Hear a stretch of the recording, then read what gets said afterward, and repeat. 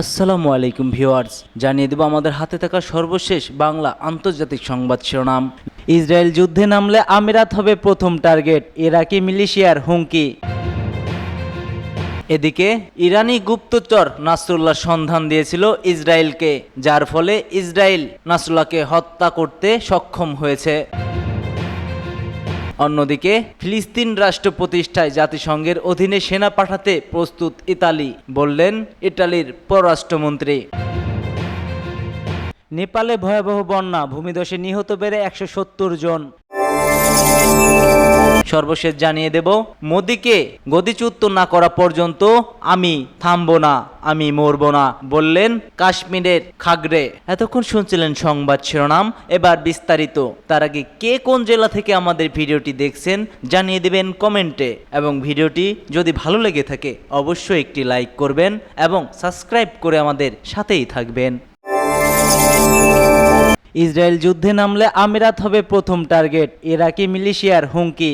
Islamic remittance in Iraq নামের একটি জোটের শরিক দল কাতবাই সাইয়েদ আল সুহাদার নেতা আবু আলা আল ওয়াদালা একটি এক্স পোস্টে এই হুমকি দিয়েছেন। তিনি বলেন, ইসলামিক রেজিস্ট্যান্স ইন ইরাক মনে করে যে উপসাগরীয় অঞ্চলে জায়নবাদী সত্তাটির অগ্রসর ঘাঁটি হচ্ছে আমিরাত, ফলে পূর্ণ মাত্রায় যুদ্ধ শুরু হলে প্রতিরোধের প্রথম টার্গেট হবে আমিরাত। তিনি আরো বলেন, ইসলামিক রেজিস্ট্যান্স ইন ইরাকের ক্ষেপণাস্ত্র ও ড্রোনগুলো এখন জয়ন্তাবাদী সত্তার গভীরে পৌঁছতে পারে। এগুলো এই অঞ্চলে দখলদার সত্তার বিকল্প স্থানগুলোতে সহজেই হামলা করতে পারবে।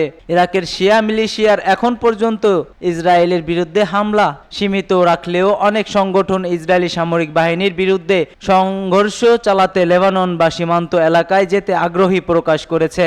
এর ফলে সংঘর্ষ ব্যাপকভাবে ছড়িয়ে পড়তে পারে বলে আশঙ্কা সৃষ্টি হয়েছে। অন্যদিকে সংযুক্ত আরব আমিরাত 2020 সালে ইসরায়েলের সাথে সম্পৃক্ত স্বাভাবিক করে বিতর্কিত মার্কিন সমর্থন পুষ্ট আব্রাহাম অ্যাকর্ড এর অন্যতম অংশীদার হলো আমিরাত, সূত্র মিডল ইস্ট মনিটর ও আরব নিউজ। ফিলিস্তিন রাষ্ট্র প্রতিষ্ঠায় জাতিসংঘের অধীনে সেনা পাঠাতে প্রস্তুত ইতালি। ইসরায়েলের স্বীকৃত ভিত্তিতে স্বাধীন ফিলিস্তিনি রাষ্ট্র প্রতিষ্ঠায় সেখানে জাতিসংঘের অধীনে সেনা পাঠাতে প্রস্তুত ইতালি, এমনটাই জানিয়েছেন ইতালির পররাষ্ট্রমন্ত্রী আন্তোনিও তাজানি। ইতালীয় সংবাদ মাধ্যম আভেনিয়াকে দেওয়া এক সাক্ষাৎকারে তিনি একথা জানান। গত 27 সেপ্টেম্বর ইসরায়েলি সেনাবাহিনীর বোমা হামলায় হিজবুল্লাহ নেতা হাসান নাসরুল্লাহর মৃত্যুর পরে এই অঞ্চলে সাম্প্রতিক পরিস্থিতির আলোকে আন্তর্জাতিক সমস্যাগুলোর মূল্যায়ন করেছেন তাজানি। তিনি বলেন, দুর্ভাগ্যবশত উত্তেজনা বৃদ্ধির ঝুঁকি এই সময়ে চিরস্থায়ী বলে মনে হচ্ছে। আজ আমরা লেবানন ও গাজা উভয় ক্ষেত্রে যুদ্ধবিরতির জন্য আগের চেয়ে কঠোর পরিশ্রম করছি।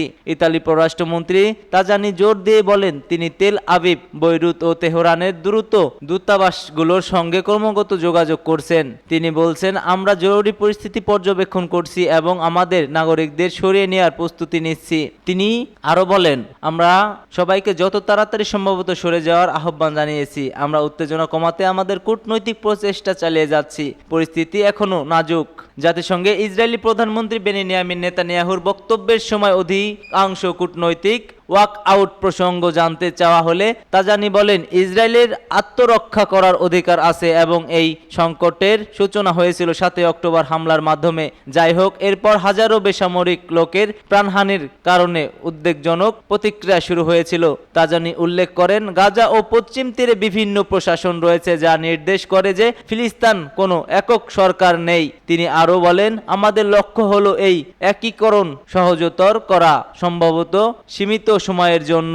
ফিলিস্তিনি কর্তৃপক্ষের নির্দেশনায় আরব নেতৃত্ব অধীন জাতিসংঘের মিশনের উপস্থিতি। এ সময় ইসরায়েলি পররাষ্ট্রমন্ত্রী স্বাধীন ফিলিস্তিন রাষ্ট্র প্রতিষ্ঠা এবং ইসরায়েলি স্বীকৃতির বিষয়ে বলেন, ইসরায়েল কর্তৃপক্ষ স্বীকৃতি এবং যেটি ইসরায়েলকে স্বীকৃতি দেবে এমন একটি ফিলিস্তিন রাষ্ট্র প্রতিষ্ঠার জন্য আমরা জাতিসংঘের পাশাপাশি আমাদের সৈন্য পাঠাতে প্রস্তুত রয়েছি। ইরানি গুপ্তচর নাসরুল্লাহর সন্ধান দিয়েছিল ইসরায়েলকে। ইরানি এক গুপ্তচরের তথ্য পেয়ে লেবাননে হিজবুল্লাহ নেতা সাইদ হাসান নাসরুল্লাহর উপর হামলা চালিয়েছে ইসরায়েল। ফরাসি একটি পত্রিকা এই দাবি করেছে। বৈরুতের উপকণ্ঠে ওই হামলা চালানো হয়, এতে নাসরুল্লাহ কয়েকজন নিহত হন। এর আগে লেবানন জুড়ে হাজার হাজার পেজার এবং অন্যান্য ডিভাইস বিস্ফোরণে প্রমাণিত হয়েছে যে ইসরায়েলি গোয়েন্দা নেটওয়ার্ক সেখানে বেশ শক্তিশালী হয়ে পড়েছে। ফরাসি পত্রিকা লে প্যারিসিয়ান জানিয়েছে, হামলার আগে নাসরুল্লাহর অবস্থান সম্পর্কে ইসরায়েলকে অবগত করেছিল এক ইরানি চর। ওই সময় বৈরুতের ওই ভূগর্ভস্থ সদর দপ্তরের শীর্ষ কয়েকজন নেতার সাথে গুরুত্বপূর্ণ বৈঠকে বসেছিলেন নাসরুল্লাহ। প্রাথমিকভাবে জানা গেছে বৈরুতের দক্ষিণে মোট মাটি থেকে 60 ফুট নিচে ছিল নাসরুল্লাহর বাংকার। খবর পেয়ে ইসরায়েলি বিমান হামলা চালায় সেখানে। ওই বহুতল ভবনটির উপর একের পর এক বোমা বর্ষণ করে তারা। কয়েক মিনিটে 85টি 1 টনের বোমা ফেলে ইসরায়েল বাহিনী। বেশ কয়েকটি সংবাদ মাধ্যমের প্রতিবেদন অনুযায়ী নাসরুল্লাহ এবং হিজবুল্লাহর আস্তানা গুঁড়িয়ে দেওয়ার জন্য GHU-31 JDM এবং স্পাইস 2000 বোমা ব্যবহার করেছে ইসরায়েল। 32 বছর ধরে হিজবুল্লাহর প্রধান ছিলেন নাসরুল্লাহ। তার জন্য 2000 সালের ইসরায়েলি বাহিনী দক্ষিণ লেবানন ছাড়তে বাধ্য হয়েছিল। শুধু তাই নয়, এই নাসরুল্লাহর নেতৃত্বে 2006 সালে ইসরায়েলের বিরুদ্ধে 34 দিন ধরে হিজবুল্লাহ লড়াই জারি রেখেছিলেন। লেবাননে গত 2 সপ্তাহেরও বেশি ধরে হামলা চালাচ্ছে ইসরায়েল। গত সপ্তাহে সেখানে একের পর এক পেজার ওয়াকিটকি বিস্ফোরণে বহু প্রাণহানি হয়। একই সাথে হিজবুল্লাহর ডেরা লক্ষ্য করে লাগাতার বোমাবর্ষণ করে যাচ্ছে ইসরায়েল। সূত্র মিন্ট, আনন্দবাজার পত্রিকা এবং অন্যান্য।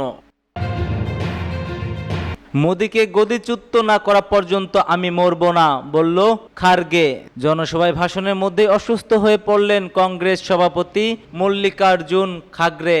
শেষ দফার ভোটের আগে কাশ্মীরে কাঠুয়ায় এক জনসভায় ভাষণ দিচ্ছিলেন কংগ্রেস সভাপতি। হঠাৎ অস্বস্তি বোধ করেন কংগ্রেসের সভাপতি। তাড়াহুড়া ডাক হয় চিকিৎসকের। কাঠুয়া জেলার যশরত বেল্টে একটি জনসভায় বক্তব্য পেশ করছিলেন কংগ্রেসের সাধারণ সম্পাদক। কথা জড়িয়ে ছিল তা সত্ত্বেও আপ্রাণ চেষ্টা করেন এবং ভাষণ শেষ করতে লাগাতার কথা বলে যান। দুপাশ থেকে তাকে এসে ধরে মঞ্চে উপস্থিতি নেতাকর্মীরা। ঘটনার ভিডিও ইতিমধ্যে সংবাদ মাধ্যম এবং সোশ্যাল মিডিয়ায় ছড়িয়ে পড়েছে, যেখানে দেখা গিয়েছে মঞ্চে বক্তব্যের মধ্যে ক্রমগত শরীর খারাপ হচ্ছে মল্লিকার্জুন খারগের। দৌড়ে গিয়ে তাকে ধরে ফেলতে দেখা যায় উপস্থিতি নেতাকর্মীদের। প্রাথমিক আশঙ্কা কাটিয়ে ফের মঞ্চে এসে তিনি আবার বক্তব্য পেশ করেন। মাইকের সামনে দাঁড়িয়ে মল্লিকার্জুন খারগে বলেন, যতদিন না নরেন্দ্র মোদীকে ক্ষমতাচ্যুত করতে পারছি আমি মরব না, আমি বেঁচে থাকবো। একই সঙ্গে কাশ্মীরের বাসিন্দাদের উদ্দেশ্যে অসুস্থ শরীরেই বলেন, রাজ্যের মর্যাদা ফেরানোর জন্য লড়াই চালিয়ে যাব। আমার বয়স 83 বছর, তবে আমি এখনই মরব না।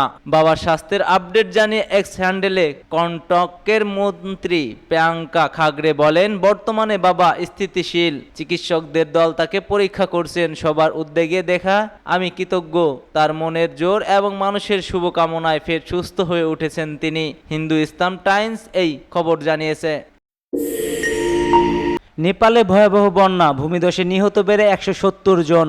নেপালে ভয়াবহ বন্যা ও ভূমিধসে নিহতের সংখ্যা বেড়ে 170 জনে পৌঁছেছে। টানা বর্ষণে দক্ষিণ এশিয়ার এই দেশগুলো জুড়ে সৃষ্ট এই দুর্যোগে তার প্রমাণ মিলেছে। আর প্রাণহানি হয়েছে অনেক, নিখোঁজ রয়েছে আরও অনেক মানুষ। এক প্রতিবেদনে এই তথ্য জানিয়েছে নেপাল সংবাদ মাধ্যম কাঠমান্ডু পোস্ট। প্রতিবেদনে বলা হয়েছে, গত বৃহস্পতিবার সন্ধ্যায় শুরু হওয়া রেকর্ড ব্রেকিং প্রবল বৃষ্টিপাতের ফলে বন্যা ও ভূমিধসের কমপক্ষে 170 জনের মৃত্যু হয়েছে। বিষয়টি নিশ্চিত করা হয়েছে এবং আরও 42 জন এখনও নিখোঁজ রয়েছে। এছাড়া 3500-এর বেশি মানুষকে উদ্ধার করে নিরাপদ স্থানে নিয়ে যাওয়া হয়েছে। চলমান বৃষ্টি, বন্যা ও ভূমিধসের প্রকৃত মৃত্যুর সংখ্যা এবং ব্যক্তিগত ও সরকারি সম্পত্তির ক্ষয়ক্ষতি প্রমাণ সম্পর্কে কর্মকর্তারা এখনও পর্যন্ত অনিশ্চিত। কাঠমান্ডু পোস্টে বলছে, চলমান বন্যায় কাঠমান্ডু উপত্যকা এবং অন্যান্য বিভিন্ন জেলার অনেক অংশ তলিয়ে গেছে। এছাড়া ভূমিধস এবং বন্যায় বাড়িঘর, যানবাহন এবং সেতুর পাশাপাশি মহাসড়কগুলোও ধ্বংস হয়ে গেছে। মূলত বৃষ্টিপাতের পরিবর্তনশীল ধরন জলবায়ু পরিবর্তনের একটি অংশ ক্রমবর্ধমান অনিয়মিত আবহাওয়ার দিকে পরিচালিত করেছে, যার জন্য ক্ষতিগ্রস্ত হয়েছে এবং তাদের জীবিকাও হুমকির মুখে পড়ে গিয়েছে।